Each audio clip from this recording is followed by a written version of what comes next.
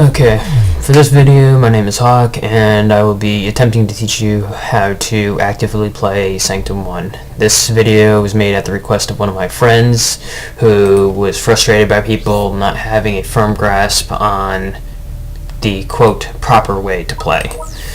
He will actually be joining me, so I will simply start the game, and we'll see what happens. I will be doing my best to explain what I'm doing as I go. Here we have our weapons. There's a total of 6 in this game. The assault rifle, which is rapid fire, low damage output. Its secondary shot features a grenade, which I have a lot of fun with. Here we have the Rex launcher. As you can tell by those stats, it's quite powerful. It's got a nice blast radius, and as I upgrade it, it gets more shots with more damage output. Freeze gun, this is my personal favorite weapon. We have ourselves the ability to slow enemies down, group them together, and if I really wanted to, I could just stop them all together for a brief period of time. And my friend has just joined me, so we will say hi back. Hi. Here we have the sniper rifle. Now how did this game work? And it's respond.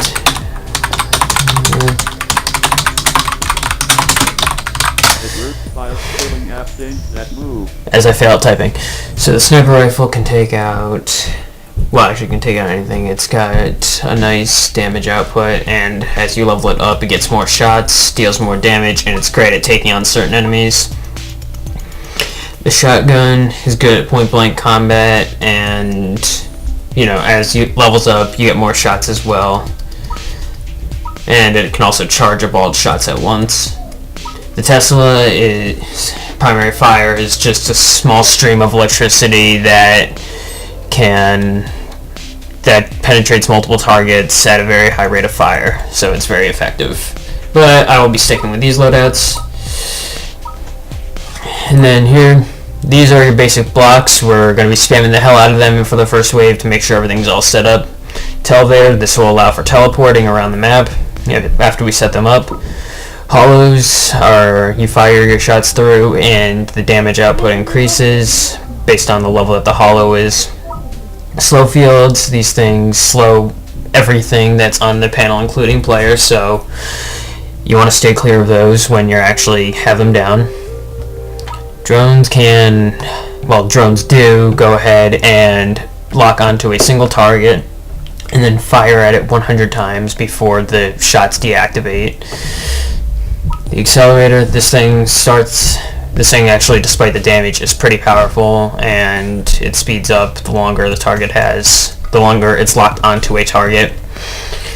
The Kairos is sort of like a slow field, except it works for airborne enemies. Very, very useful for the kind of crap that I pull. And then you have the anti-airs, which are very, very essential because they are designed to take out flying enemies, which are very, very annoying and are really the only things I ever fear in this game. The amp field is able to increase the damage of your attacks on enemies that are standing on it. The Gatling is not very powerful, as you can tell by the damage, but is extremely rapid rate of fire, which is very, very useful for some enemies.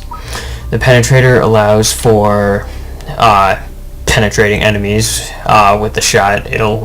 It actually has an infinite range, but it'll stop after it hits the 10th enemy or a wall. And the Lightning Tower, very high damage, unfortunately very low range and low rate of fire. It's still very effective, and as you level it up, its shots will allow it to bounce between enemies. Tell me when you start recording. No. I already did. I'm going over PHW chorus. Love how this thing's text-to-speak isn't very effective. Okay, the mortar, it's pretty much a long-range grenade where it can fire over long distances and blow up as it hits the ground, so it affects multiple enemies. Somewhat effective. Wait, with the building of a maze then? The scatter laser is able to strike at both ground and air enemies. Very, very effective. and it's got an exceptional